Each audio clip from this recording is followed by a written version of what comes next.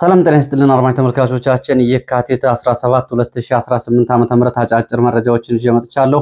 አጫጭር መረጃና ዘገባዎችን እየተከታተላችሁ አብራችሁ እንድትቆዩ ነው በአክብሮት የምጋብዛችሁ። መረጃዎቹን ስትከታተሉ ሀሳብ አስተያየት ቢኖራችሁ ጥቆማ ዜናችን@gmail.com ላይ ልታደርሱ ትችላላችሁ። እንዲሁም ደግሞ በቴሌግራም፣ ዋትስአፕ፣ ሜሴንጀርም ለዚሁ ሀሳብ አስተያየቶችን ልታደርሱ ትችላላችሁ። ብዙዎቻችሁ ይህን እያደረጋችሁ ስለሆነ በእጅጉ አመሰግናለሁ። በተለያዩ አካባቢዎች እንደዚሁ ቅሬታና ጥቆማዎችን አድርሳችኋል። ቅሬታ የምታቀርቡባቸው ተቋማትና እንዲሁም ደግሞ ጥቆማ የምታደርሱባቸው ተቋማቶች የአድራሻ በተለይ የስልክ አድራሻ አብሮ ቢገለጽ መልካም ነው የሚሆነው። ከዚሁ ጋር በተያያዘም የማህበራዊ ሚዲያ ገጾቻቸውም ለጥያቄዎቻችሁ ምላሽ ለመስጠት ያመች ዘንድ እነዚህን አብራችሁ እንድትልኩ በድጋሚ መጠየቅ ፈልጋለሁ። በዚህ ሰዓት እንግዲህ ከያዝኳቸው መረጃዎች መካከል የኢትዮጵያን ድንበር ጥሰው የገቡ ታጣቂዎች አሉ። ከፍተኛ የሆነ የጦር መሳሪያም እንደዚሁ በዚህ ቀጠና መግባቱን የሚገልጽ መረጃ አለ። በኢትዮጵያን የአየር ክልል አቋርጠው ሌሊት የሚገቡ አውሮፕላኖች መኖራቸውንም የሚገልጽ መረጃ ወጥቷል። በአዲስ አበባ ይደረጋል የተባለ ዘመቻ አለ። እንደዚሁም ደግሞ የተቃውሞ ሰልፎች ተጠርተዋል በተለያዩ አካባቢዎች አዲስ አበባን ጨምሮ። ከዚህ ጋር ያሉ መረጃዎችን እንደዚሁም ደግሞ ህወሓትም የትላንቱን የምርጫ ቦርድ ውሳኔን ተከትሎ እያደረጋቸው ያሉ አዳዲስ እንቅስቃሴዎችን የተመለከቱ አዳዲስ መረጃዎችን ይዣለሁ። እናንተ የሚጠበቅባችሁ እነዚህን አጭር ደቂቃዎች አብራችሁ መቆየት ነው። ሀሳብ አስተያየት ካላችሁ በቴሌግራም፣ ዋትስአፕ፣ ሜሴንጀር መልእክቶችን ልታደርሱ ትችላላችሁ። ዲስክሪፕሽን ላይ የተገለጸው ኢሜል አድራሻ አለ። ሰብስክራይብ ያላደረጋችሁ ከሆነ ሰብስክራይብ ብታደርጉ አዳዲስ መረጃዎች ሲለቀቁ መረጃዎቹ ወደ እናንተ ቶሎ የሚደርሷችሁ ይሆናል። እዚህ ደግሞ የደወል ምልክቱን ብትጫኑና መረጃዎቹ በፍጥነት እንዲደርሷችሁ ያደርጋል። ከዛ ባሻገር ቤተሰብ ሆናችሁ እንደዚሁ ቻናሉን ለመደገፍ የሚፈልጉም እንደዚሁ የሜምበርሺፕ አገልግሎት እንደዚሁ ከፍታችሁ እሱን መቀላቀል ትችላላችሁ። እንግዲህ ለአንድ ዓመት ከ9 ወር ለሚሆን ጊዜ የሜምበርሺፕ ወይም ደግሞ አባልነት እየደገፋችሁ ላላችሁ በእጅጉ ነው የማመሰግነው። በጣም ነው የማመሰግነው። በነገራችን ላይ ከዚህ ባሻገር እንግዲህ በአማራ ክልል በተለያዩ አካባቢዎች እንደዚሁ አውደ ውጊያዎች መደረጋቸውን የሚገልጹ መረጃዎች አሉ። እነዚህንና ሌሎች መረጃዎችን በሰዓት ወደ እናንተ የማደርስ ይሆናል። በተለይ ትላንትና ምርጫ ቦርድ የሰጠውን ውሳኔ ተከትሎ የተለያዩ አስተያየቶችና የተለያዩ ተቃውሞዎችና ድጋፎች እየወጡ ነው የሚገኘው። ጉዳዩ መነጋገሪያ ሆኗል። ይህንን በተመለከተ እንግዲህ እስካሁን ድረስ የምርጫ ቦርድን ውሳኔ በመደገፍ የወልቃይት ጠገዴ የአማራ ማንነት አስመላሽ ኮሚቴ መግለጫ አውጥቷል። የአብን መግለጫ አውጥቷል። አዲሃን መግለጫ አውጥቷል። ይህ በመደገፍ ካወጡ ማህበራትና የፖለቲካ ፓርቲዎች መካከል ይገኙበታል። በወልቃይት ጠገዴ ጠለምት የአማራ ምሁራን ማህበርም እንደዚሁ በእንግሊዝኛና በአማርኛ የድጋፍ መግለጫ አውጥቷል። በትግራይ በኩል እንግዲህ ወደ 9 የሚደርሱ ማህበራት የፖለቲካ ድርጅቶች ህወሓትን ጨምሮና የጌታቸው ረዳን ስምረትን ጨምሮ እንደዚሁ የተቃውሞ መግለጫዎችን አውጥተዋል። ይህ ጉዳይ እንግዲህ አሁን በዚህ ሁኔታ ነው ያለው። በዛሬው በጠዋቱ መረጃ ጊዜያችን የወልቃይት ጠገዴ አማራ ማንነት አስመላሽ ኮሚቴ ያወጣውን መግለጫ እንደዚሁ በንባብ ባጭሩ አድርሼላችሁ ነበር። ከሰዓት በኋላም እንደዚሁ መግለጫዎቻቸውን ካደረሱ መካከል የአማራ የራያ ወሎ አማራ ማንነት አስመላሽ ኮሚቴም እንደዚሁ መግለጫዎችን አውጥተዋል። ይህንን በመቃወም ህወሓት አዲስ እንቅስቃሴ እያደረገ መሆኑን የሚገልጹ መረጃዎችም እየወጡ ነው። እነዚህን መረጃዎች መግለጫውን በማስቀደም ወደ እናንተ አደርሳለሁ። የዚህ መረጃ ጊዜ መግቢያዎቻችን እነዚህ ናቸው የሚሆኑት። እንግዲህ የራያ ወሎ አማራ ማንነት ወሰን አስመላሽ ኮሚቴ በቁጥር ወሎ ራያ አማራ 033/2018 በቀን 17 ዛሬ 2018 የካቲት ባወጣው መግለጫ የፌዴሬሽን ምክር ቤት ውሳኔና የምርጫ ቦርድን ውሳኔ በተመለከተ የሚከተለውን ብሏል። የፌዴሬሽን ምክር ቤት በቁጥር ፌዴሬሽን ምክር ቤት በቁጥር 13138 በቀን 25/05/2018 ለኢትዮጵያ ብሔራዊ ምርጫ ቦርድ በተጻፈ ደብዳቤ ክርክር የተነሳባቸው የሁመራ፣ የአዲረመጥ፣ የኮረም፣ የወፍላ፣ የጠለምትና የራያ አላማጣ ምርጫ ክልሎች ከትግራይ ክልል ውጭ ሆነው ለብቻቸው በቀጥታ ለሕዝብ ተወካዮች ምክር ቤት ምርጫ እንዲያደርጉ ያስተላለፈውን ውሳኔ ተከትሎ የካቲት 16 በትላንትናው ዕለት 2018 ዓ.ም የኢትዮጵያ ብሔራዊ ምርጫ ቦርድ ያስተላለፈውን ውሳኔ የህዝባችን የዘመናት ጥያቄ ለመፍታት መንግስት የጀመረውን ጥረት እንደ አንድ እርምጃ ወደፊት የሚያራምድ በጎ ውሳኔ እንደሆነ በጽኑ እናምናለን ብሏል። ይሄ አቋም የራያ ወሎ አማራ ማንነት አስመላሽ ኮሚቴ መግለጫ ነው። በመግለጫው ላይ እንግዲህ ውሳኔው በኢፌድሪ ህገ መንግስት አንቀጽ 38 ንዑስ አንቀጽ 1 ፊደል ተራ ሀ ለሐመር ውሃ በሰፈረው የህግ ድንጋጌ ለማንኛውም ኢትዮጵያዊ ዜጋ የተሰጠውን ህገ መንግስታዊ መብት የሚያጎናጽፍ ከመሆኑም ባሻገር በ2013 ዓ.ም በተካሄደው 6ኛው ጠቅላላ ሀገራዊ ምርጫ የአካባቢው ነዋሪዎች ባለመሳተፋቸውና ወኪሎቻቸውን መምረጥ ባለመቻላቸው ምክንያት አተውት የነበረውን ዲሞክራሲያዊ መብት መልሶ የሚያጎናጽፍ እና ያለፈውን ስብራት የሚጠግን ታሪካዊ ውሳኔ እንደሆነም በእጅጉ እናምናለን ብሏል የራያ ወሎ አማራ ማንነት አስመላሽ ኮሚቴ።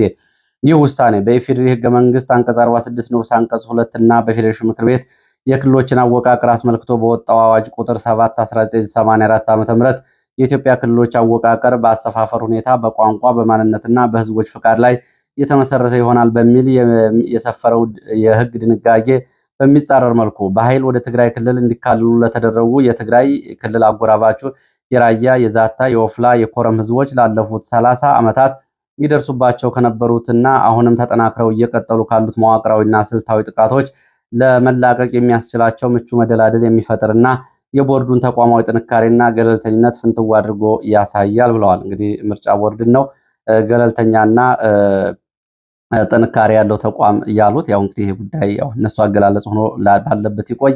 ተቋማቶቹ እንግዲህ ምን እንደሆኑ ይታወቃል። ለማንኛውም እነሱ ይህን ብለዋል።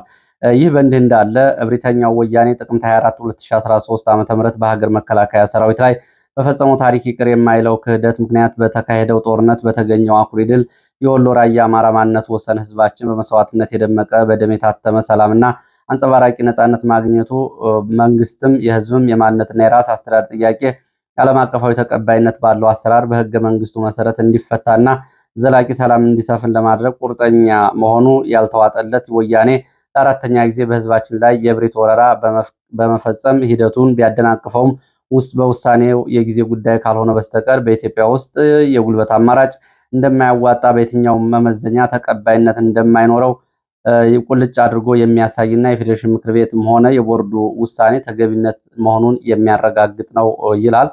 እንግዲህ በእርግጥ እነዚህን አካባቢዎች ለቋቸው የወጣው ብልጽግና ነው። የአማራ ብልጽግና በጀት እየመደበ አሁንም ለ2 ዓመታት ለሰራተኞች ደሞዝ ይከፍላል። አካባቢዎቹ ግን በህወሓት ቁጥጥር ሆነዋል።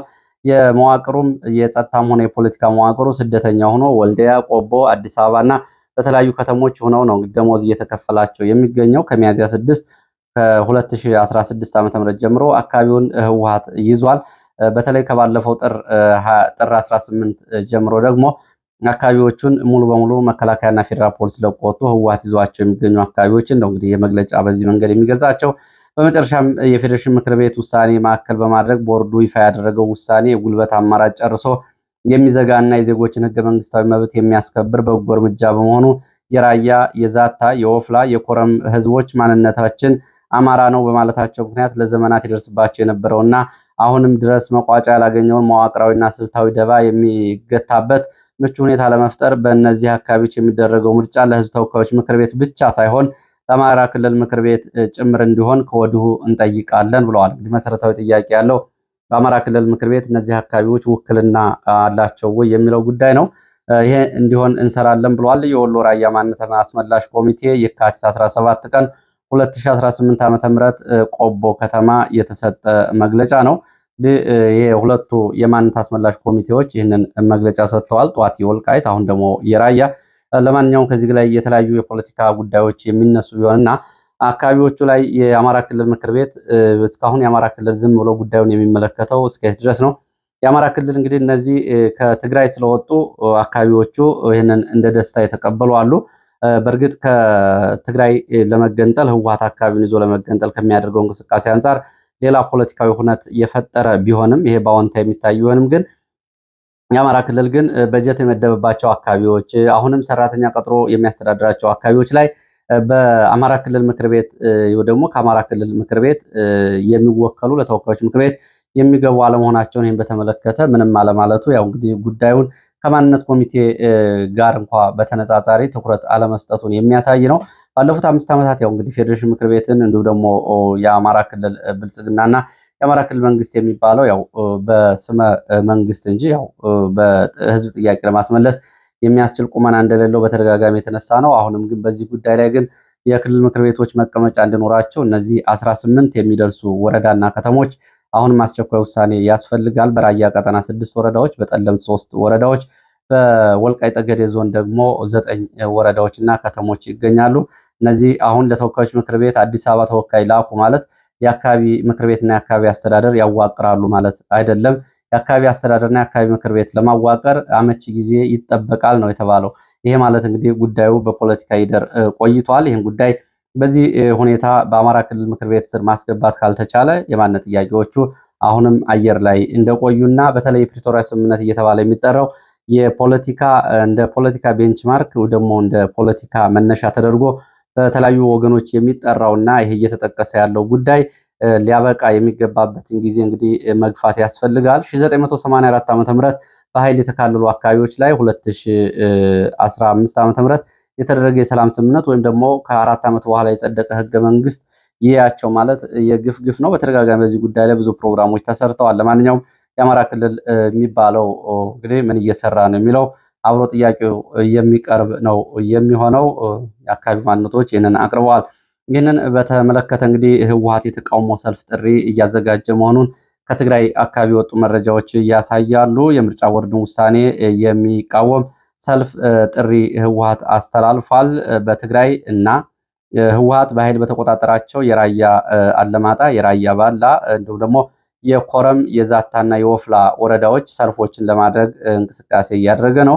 በተለይ ራያ አለማጣ ላይ ይደረጋል ለተባለው ሰልፍ ከትግራይ አካባቢ እንደዚሁ እና ከመሆኒ ሰዎች እየመጡ ሲሆን የህወሓት ደጋፊዎች በሰልፉ ላይ ለመገኘት በከተማውና በአካባቢ የሚገኙ የህወሓት ታጣቂዎችም እንደዚሁ በሰልፉ ላይ እንደዚሁ እንዲገኙ ትዕዛዝ ተሰጥቷል። የምርጫ ቦርድን ውሳኔ በመቃወም ነው። በትግራይ የተለያዩ አካባቢዎችም እንደዚሁ ሰልፍ ይደረጋል የሚል መረጃ ነው ያለው።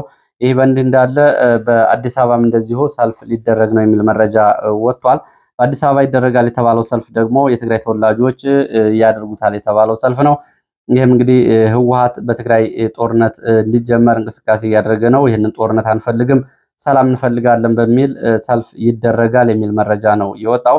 ይህ መረጃ እንግዲህ እንደ መረጃ ምንጮቹ ይህ ሰልፍ አስተባባሪዎቹ ከትግራይ በህወሓት ተባረው በተፈናቃይ ሆነው አዲስ አበባ የሚገኙ የህወሓት የቀድሞ ባለስልጣናት የሚያስተባብሩት ነው። ከነዚህ መካከል እንደነ ጀነራል ጻድቃን የመሳሰሉ ስማቸው ይጠራል። በለውጥ እንቅስቃሴ በሚል በአዲስ አበባ የሚገኙ የትግራይ ተወላጆች የህወሓትን እንቅስቃሴ እንደወግዙ እነ ጀነራል ጻድቃን ይህንን እንቅስቃሴ እያደረጉ እንደሆነ ነው መረጃዎች የጠቆሙት። ቀደም ብሎ ከ3 ቀናት በፊት በብሔራዊ ቴሌቪዥን ጣቢያዎች ጭምር ሽፋን የተሰጠው ስብሰባ የትግራይ ተወላጆች አድርገዋል። የስብሰባ መድረኮቹን እንግዲህ ጌታቸው ረዳ፣ ጀነራል ጻድቃንና የቀድሞ የህወሓት ከፍተኛ ባለስልጣናት መርተዋቸዋል። በእነ ደብረ ጽዮንም ቡድን በማውገዝ ነው እንግዲህ ስብሰባዎቹ የተደረገው የነበረው። ከትላንት በኋላ ግን ያው በወልቃይት ጉዳይ ግን ተመሳሳይ አቋም ላይ ነው አሁን እነ ጻድቃንም እነ ጌታቸውም እነ ደብረ ጽዮንም የሚገኙት። ወትሮም በእንደዚህ አይነት ጥያቄዎች አሁን እንግዲህ አይለያዩም በውስጣዊ የስልጣን ሽኩቻ እንጂ። ለማንኛውም በአዲስ አበባ ሰልፍ ይደረጋል ተብሏል። ሰልፉ እየተዘጋጀ እንደሆነ የወጡ መረጃዎች ያሳያሉ። የአዲስ አበባ ጉዳይ ከተነሳ እንደዚሁ አዲስ አበባ የወጣ ሌላ መረጃ ላድርስ። በአዲስ አበባ ውስጥ የቤት ለቤት ፍተሻ ሊደረግ እንደሆነና ለዚህም ኦፕሬሽን ዝግጅት እየተደረገ መሆኑን የፖሊስ የመረጃ ምንጮች ይህንን ገልጸዋል። ውስጥ አዋቂ የመረጃ ምንጮች እንደገለጹት በተመረጡ ቦታዎች እና በተመረጡ መኖሪያ ቤቶች ላይ እና የንግድ ድርጅቶች ላይ ድንገተኛና የተጠና ፍተሻ ይደረጋል። በዚህ በኩል የጸጥታ ግብረ ኃይል የሚባለው ዝግጅት እያደረገ እንደሆነ የፖሊስ አባላት መረጃውን አድርሰዋል። ወደ አዲስ አበባ የጦር መሳሪያ ገብቷል፣ በግለሰቦች ቤት ተከማችተዋል፣ የቡድን መሳሪያዎች ሳይቀር በግለሰቦች እጅ ይገኛሉ በሚል ምክንያት ነው ይሄ ፍተሻ ይደረጋል የተባለው። ፍተሻው በዋናነት እንግዲህ የፋኖ ደጋፊ የተባሉ የአማራ ባለሀብቶችን፣ ግለሰቦችን እንዲሁም ደግሞ በህወሓትና ከኤርትራ ጋር ግንኙነት አላቸው በተባሉ ግለሰቦችና ድርጅቶች ላይ የሚደረግ እንደሆነ የገለጹት የመረጃ ምንጮች ከዚህ በፊት በተመሳሳይ ሁኔታ በባለሀብቶች ላይ በዚህ መንገድ ከፍተኛ እንግልት ተፈጽሟል። ከዚህ አንጻር የፖሊስ መረጃ ምንጮች ጥንቃቄ እንዲደረግ ሚዲያዎችን ይወቁት ሲሉ ነው ያደረሱት። 50 ሚሊዮን ብር ገደማ ጭምር ባለሀብቶችን ከዚህ ጋር በተያያዘ በማስፈራራት ጫና በማድረግ የጸጥታ ሰዎች ገንዘብ እየወሰዱባቸዋል፣ ተቀብለዋቸዋል፣ ከሀገር እንዲሰደዱና እንዲሁም ደግሞ ከፍተኛ ጫና ውስጥ እንዲገቡ አድርገዋል። አሁንም ይሄ ነው እንግዲህ የሚፈጸመው ነው ያሉት። ከወዲሁ ጥንቃቄ ያስፈልጋል ያሉት የፖሊስ የመረጃ ምንጭ በጸጥታ ግብረ ኃይሉ ማንነትን መሰረት ያደረገ ስምሪት ነው ያለው። እንግዲህ ለዚህ ስርዓት እኛንን ከኛ በላይ የሚሉ የጸጥታ ግብረ ኃይል አስተባባሪዎች የኛውን ማንነት ተኮር የሆነ የጸጥታ ግብረ ኃይል አደረጃጀት ነው እየተከተሉ ያሉት ብለው በተለይ በአማራ የፖሊስ አባላት ላይ እየደረሰ ያለውን ሁኔታን በተመለከተ የሚከተለውን አድርሰዋል። በአዲስ አበባ ፖሊስ እና በፌዴራል ፖሊስ የሚገኙ ወጣት የፖሊስ አባላት ከፋኖ ጋር ግንኙነት አላችሁ በሚል ከፍተኛ ክትትልና ጫና ውስጥ እንደሆኑና ክትትል እየተደረገባቸው እንደሆነ መረጃ ምንጩ አብረው ገልጸው እረፍት ወደ አማራ ክልል ቤተሰብ ለመጠየቅ ሂደው ወይም ደግሞ በሌላ የቤተሰብ ጉዳይ ወደ አማራ ክልል ደርሰው የተመለሱ የፖሊስ አባላት ካሉ ምርመራ በሚል የእጅ ስልካቸው እንዲሁም ደግሞ እንቅስቃሴያቸው አጠቃላይ ክትትል ውስጥ ነው። የእጅ ስልኮቻቸው ጭምር ተወስደው ለምርመራ በሚል ተይዘዋል። ከስራ ውጭም እንዲቆዩ የተደረጉ አሉ። ትጥቅ እንዲያወርዱ የተደረጉም አሉ። ወይም ደግሞ ያለ ትጥቅ የስራ ስምሪት እንዲሰጣቸው እየተደረገ ነው ያለው። በዚህ ምክንያት ከፍተኛ ጫና ውስጥ እየተደረገባቸው እንደሆነ የፖሊስ አባላቱ ይህንን ገልጸዋል። እንግዲህ ሁልጊዜ ወደ ሰሜን ኢትዮጵያ አካባቢ ውጥረት ሲኖር አዲስ አበባ ላይ የሚደረገው ጫና ይሄ ትልቁ ማሳያ እንደሆነ ይህንን መረጃ ያደረሱ የመረጃ ምንጮች ይህንን ገልጸዋል። ወደ ሌሎች መረጃዎች ሲሄድ በጋምቤላ ቀጠና የወጣ አዲስ መረጃን የማደርሰው ከደቡብ ሱዳን ወደ ኢትዮጵያ ድንበር በርካታ ታጣቂዎች የኢትዮጵያን ድንበር አቋርጠው መግባታቸውን መረጃ ምንጮች ገልጸዋል። ጋምቤላ እንደገና ከባድ የብሔር ግጭት ሊቀሰቀስ ይችላል ሲሉ የመረጃ ምንጮች ይህን ገልጸዋል። በተለይ ታጣቂዎቹ ወደ ኢትዮጵያ ድንበር የገቡት ከኢትዮጵያና ሱዳን በሚዋሰኑት ከፖቻላ ተብሎ በሚጠራው በኩል በሺህ የሚቆጠሩ ታጣቂዎች ድንበር ጥሰው ገብተዋል። ታጣቂዎቹ ከቀላል የነፍስ ወከፍ መሳሪያዎች እስከ ቡድን መሳሪያዎች ድረስ የታጠቁ እንደሆኑና እንደዚሁም ደግሞ ወታደራዊ ስልጠና የወሰዱ ታጣቂዎች ናቸው። ታጣቂዎቹ በቡድንና በተናጠል ላለፉት ተከታታይ ሳምንታት ነው ድንበር ጥሰው ወደ ኢትዮጵያ ገብተው በኢትዮጵያ ውስጥ በተለይ በኒወር ጎሳዎች መኖሪያ አካባቢ ካምፕ መስርተው የተቀመጡት። የሙርሌ ታጣቂዎችና የኒወር ታጣቂዎች በብዛት ይገኙባቸዋል ከገቡት ታጣቂዎች ነው የተባለው። ከደቡብ ሱዳን መንግስትና ከፍተኛ ወታደራዊ አዛዦች ድጋፍ የተደረገላቸው ታጣቂዎች ወታደራዊ ስልጠና የወሰዱ እንደሆነም ለማወቅ ተችሏል። በዚህ ድንበር በቂ ጥበቃ ባለመደረጉ አሁን ከባድ አደጋ የደቀነ ውጥረት ተፈጥሯል። ታጣቂዎቹ ከፍተኛ ዝግጅት አድርገው ነው የኢትዮጵያን ድንበር ጥሰው እየገቡት። ቀደም ብሎ ፖቻላ ተብሎ በሚጠራው ኬላ በኩል ወደ ኢትዮጵያ ከፍተኛ መጠን ያለው የጦር መሳሪያ ሲገባ እንደቆየም የመረጃ ምንጮቹ ገልጸዋል። ባለፈው ወር ከፍተኛ የጦር መሳሪያ ከገባባቸው የኢትዮጵያ ኬላዎች ውስጥ ይሄ ቀዳሚው እንደሆነ የገለጹት የመረጃ ምንጮቹ በፖቸላ በኩል የሚገባው የጦር መሳሪያ በኢትዮጵያ ሁሉም አካባቢዎች ይከፋፈላል፣ ይሰራጫል ነው ያሉት። በተለይ ወደ ወለጋ ቀጠናና ወደ ሰሜን ምዕራብ ኢትዮጵያ የጦር መሳሪያው በብዛት ይጓጓዛል ሲሉ ይህንን ገልጸዋል። አካባቢ ያሉ የመረጃ ምንጮች በዚህ መስመር ከሱዳን የደቡብ ሱዳን ወታደራዊ አዛዦች ከቻድ እንዲሁም ደግሞ ከኡጋንዳና እንዲሁም ደግሞ ከኢትዮጵያ ውስጥ ከጦር መሳሪያ ንግድ ጋር የተያያዘ ትልቅ የኮንትሮባንድ መስመር አለ። ይሄ መስመር ነው ከፍተኛ የጦር መሳሪያዎች እየተላለፉበት ያለው። ኬላው ፖቻላ ተብሎ ይጠራል ሲሉ ነው ይህንን የገለጹት። እንግዲህ ከዚህ በፊት በጋምቤላ ባለፈው ወር በተቀሰቀሰ ግጭት ከፍተኛ ጉዳት መድረሱ ይታወቃል። ከዚህ ጋር በተያያዘ የክልሉ የፖሊስ ኮሚሽን ጨምሮ እንደዚሁ በርካታ የፖሊስ አባላት ስለሞታቸው፣ በርካታ ንጹሐን ስለሞታቸው እንደዚሁ በወቅቱ የወጡ መረጃዎች ይህንን ያሳያሉ። ወደ ሌሎች መረጃዎች ሲሄድ ከሱዳን ወደ ትግራይ እንደዚሁ በሌሊት በረራ የሚያደርጉ አውሮፕላኖች መኖራቸውንም የሚገልጽ መረጃ ወጥቷል። በሌሊት ከሱዳን ወደ ትግራይ አቅጣጫ በሌሊት የአየር በረራ ይደረጋል ያሉት የዓይን እማኞች ከሱዳን በኩል በኢትዮጵያና ኤርትራ ድንበር በኩል ወደ ትግራይ አየር በረራዎች ይደረጋሉ። በረራዎቹ ደግሞ የሚደረጉት በሌሊት እንደሆነ የሁኔታውን እየተከታተሉ የመረጃ ምንጮች ገልጸዋል። የመረጃ ምንጮቹ ስለ ጉዳዩ በውል የታወቀ ነገር የለም። በተደጋጋሚ አውሮፕላኖቹ በወልቃይት ትይዩ ባለው የኤርትራና የኢትዮጵያ አየር ክልል በኩል ወደ ትግራይ በረራ ያደርጋሉ። ከሌሊቱ 5 ሰዓት ተኩል እስከ ሌሊቱ 7 ሰዓት ተኩል አልፎ አልፎ በረራ ያደርጋሉ ነው ያሉት። አውሮፕላኖቹ ትግራይ ውስጥ ይረፉ ወይም ደግሞ በዚህ መስመር አቋርጠው ወደ ሌላ ቦታ ይሄዱ የታወቀ ነገር የለም። አውሮፕላኖቹ ግን የሲቪል አውሮፕላኖች እንዳልሆኑ የዓይን እማኞቹ ይህንን ገልጸዋል። ከዚህ በፊት እንግዲህ በተደጋጋሚ በህወሓት በነበረው ጦርነት እንደዚህ አይነት ክስተቶች እንደነበሩ የገለጹት የመረጃ ምንጮች አሁን ያለው ሁኔታ ግን መረጃውን በዝርዝር ለማወቅ አልተቻለም ነው የተባለው። እንግዲህ ህወሓት ካሁን በፊት በተደጋጋሚ እንደዚሁ ጦር መሳሪያዎችን ከሱዳን ሲያስገባ ነበር። አሁን በተሽከርካሪዎች ጭምር ከሱዳን በኤርትራ ወደ ትግራይ ጦር መሳሪያ ይገባል። እነዚህን አውሮፕላኖች ሁኔታ በተመለከተ እንግዲህ እስካሁን ድረስ የታወቀ መረጃ የለም። የሲቪል አውሮፕላኖች አይደሉም የሚል መረጃ ብቻ ነው እስካሁን እየወጣው። ምስራቅ ጎጃም እንደዚሁ በተለያዩ አካባቢዎች ውጊያዎች መደረጋቸውን የሚገልጹ መረጃዎች ወጥተዋል። ምስራቅ ጎጃም ሞጣ ዙሪያ ማለዳ ተኩስ እንደነበር የመረጃ ምንጮች ገልጸዋል። በተኩሱ ሲቪሊያን ላይ ጉዳት ደርሷል። በሞጣ 03 ቀበሌ ተብሎ በሚጠራው አካባቢ በሞርተር በመኖሪያ ቤት ላይ ወድቆና በትምህርት ቤት አቅራቢያ አርፎ አባትና ልጅ ህይወታቸው ሲያልፍ 7 ያልታጠቁ ሲቪሊያን ቆስለዋል። በተለይ አባሞጣ ተብሎ የሚጠራው ትምህርት ቤት አቅራቢያ እንደዚሁ የሞርተር ፍንዳታ ደርሶም እንደዚሁ በቁጥር ያልታወቁ ሰዎች ቆስለዋል የሚሉ መረጃዎች ወጥተዋል።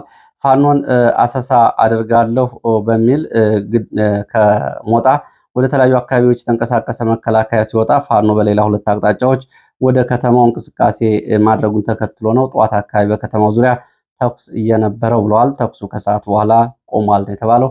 በጥቃቱ እንግዲህ ህይወታቸው ያለፈ ሰዎች ቁጥር ሊጨምር ይችላል። በተመሳሳይ እዚሁ ምስራቅ ጎጃም ሸበል በረንታ ወደ አባይ ሸለቆ አካባቢ ከማለዳ ጀምሮ ውጊያ እየተደረገ እንደነበር የመረጃ ምንጮች ጠቁመዋል። በሌሊት ከዶሃ ከተማ ከወረዳው ከተማ ሸበል በረንታ መከላከያ ወደ ፋኖ ቀጠናዎች ለአሰሳና ዘመቻ መንቀሳቀሱን ተከትሎ ፋኖ ያጸፋ ምላሽ ተኩስ ሰጥቶ ነው ለሰዓታት የቆየ ውጊያ የተደረገው። በዚህ በውጊያው የደረሰው ጉዳት እስካሁን ድረስ ይህ መረጃ እስከተጠናቀረበት ጊዜ ድረስ በዝርዝር አልታወቀም። ወደ መተከል የሚወስደን መረጃ ላስከትል። በመተከል ዞን የሸኔ ታጣቂዎች የተለያዩ ቀጠናዎች ላይ ጥቃት ከፍተው በሲቪሊያን ላይ ጉዳት መድረሱና ንጹሐን መገደላቸውን የሚገልጹ መረጃዎች ወጥተዋል። ሲቪሊያን ተገድለዋል።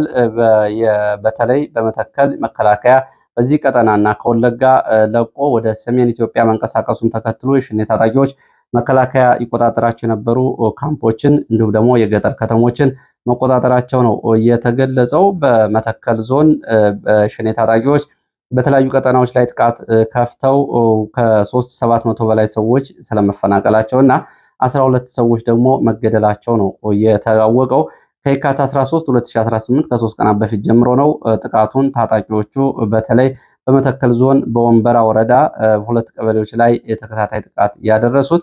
በእነዚህ ጥቃቶች እንግዲህ እስካሁን 12 ሰዎች ስለሞታቸው የሚገልጹት የመረጃ ምንጮች ሌሎችም በቁጥር ያልታወቁ ጉዳት ደርሶባቸዋል፣ ሰዎችም ተፈናቅለዋል። በተለይ ጎቸርና ኪታር ተብሎ በሚጠሩ ቀበሌዎች ነው ጥቃት እየተፈጸመው። ያው እንግዲህ ባለፈው በአዲስ አበባ ዙሪያና በሰሜን ሸዋ የኦሮሚያ ክልል ወደ ምዕራብ ሸዋ አካባቢዎች ከአዲስ አበባ በቅርብ ርቀት የሚገኙ መንገዶች እንዲሁም ደግሞ በዝዋይ አዲስ አበባ መስመር የሸኔ ታጣቂዎች ጥቃት መክፈታቸው ይታወቃል። ወደ ሌላው መረጃችን ስንሄድ የድንበር የለሽ ዓለም አቀፍ የጋዜጠኞች መብት ተከራካሪ ቡድን ሲፒጄ የኢትዮጵያ መንግስት ግልጽ የሆነ ፍትህ ለጋዜጠኞቹ እንዲሰጥ ጠይቋል። ሲፒጄ ባወጣው መግለጫና ባቀረበው ጥሪ ላይ ጋዜጠኛ ጎበዜ ሲሳይ፣ ጋዜጠኛ መስከረም አበራ፣ ጋዜጠኛ ገነት አስማማው፣ ጋዜጠኛ አባይ ዘውዱና ጋዜጠኛ ዳዊት በጋሻው ላለፉት 3 ዓመታት ያህል በስር ላይ እንደሆኑ ይህንን ጠቅሷል። ከዚህ ጋር በተያያዘ ባለፈው በፈረንጆቹ የካቲት 4 2026 ዓ.ም የልደታ ከፍተኛ የፌዴራል ፍርድ ቤት ጥፋተኛ በሚል የሰጠው ብይን ተቀባይነት የሌለውና ይህን ግልጽ ያልሆነ የህግ አሰራር ነው በሚል ነው ሲፒጄ እንደዚሁ ግልጽ የሆነ ዳኝነት ለጋዜጠኞቹ እንዲሰጥ የጠየቀው። በአማራ ክልል ካለው ጦርነት ጋር ተያይዞ በፈረንጆቹ 2023 ጀምሮ በስር ላይ የሚገኙት ጋዜጠኞቹ በቀጣዩ ግንቦት ወር ተከላከሉ የሚል ብይን ተሰጥቶባቸዋል። ይሄ እጅግ አሳሳቢ የሆነ ጉዳይ ነው። እንግዲህ ተከላከሉ በሚል ጥፋተኛ የተባሉበትን አንቀጽ በተመለከተ እስከ ሞት የሚያደርስ የሚያስቀጣ በሚል ጉዳዩ እንዳሳሰበው ሲፒጄ ይህንን መግለጫ አውጥቷል። ሲፒጄ ውሳኔውን አውግዟል። የተሰጠው ብይንም እንደዚሁ እንግዲህ የጋዜጠኝነትና የነጻ ሀሳብ ጉዳዮችም እንደዚሁ አደጋ ላይ የሚጥል መሆኑን ሲገልጽ ይሄ አሳሳቢ ጉዳይን በተመለከተ ለባለስልጣናት ጥያቄ ጠይቆ ምላሽ ማግኘት አለመቻሉን እንደዚሁ ገልጿል። ሲፒጄ የእስረኛ ጋዜጠኛ ቤተሰቦችን አነጋግሯል። በዚህ ላይ እንግዲህ የእነሱንም ቃለ ምልልስ አካቶ ነው ሪፖርት ያወጣው። የፌዴራል ፖሊስ ግን በፌስቡክ ገጹም በስልክ ቁጥሮቻቸውም ለተጠየቁት ጥያቄ ምላሽ አለመስጠታቸውን የምስራቅ አፍሪካ የሲፒጄ ጉዳዮች እንግዲህ ይህንን መግለጫ አውጥቷል። ለዚህ ሰዓት የነበሩኝ አጫጭር መረጃዎች እነዚህ ናቸው። ስለተከታተላችሁ በእጅጉ አመሰግናለሁ። በሌላ ተመሳሳይ መርሃ ግብር እስከምንገናኝ ድረስ መልካም ጊዜ